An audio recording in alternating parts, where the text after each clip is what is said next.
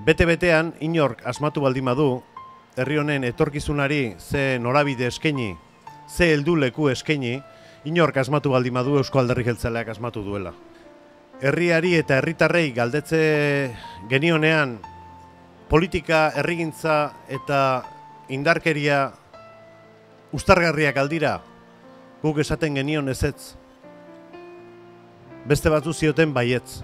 Orain mundu guztiak diote, politika, herrigintza eta indarkeria ez dirala uztargarriak.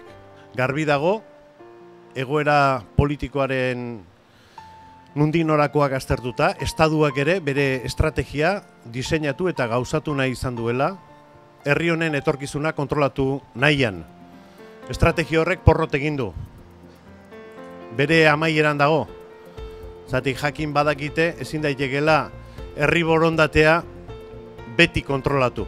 Galdera ikur asko gelditzen dira bidean, zergaitik hainbeste sufrimentu. Zergaitik, letek esatezun bezala, zergaitik hainbeste kontu ero kontatu, zergaitik gure gazte honenak ondatu, Eusko Alderdi Jeltzalea bere estrategia saldu du, bai politikoki, ekonomia arloan ere bai, eta etorkizuna irabazteko gu daukagun dimensioa da herrietatik hasi, eskualde eta pasa, lurraldeak kontutan euki eta nazio bat eraiki. Hoi da gure proiektua.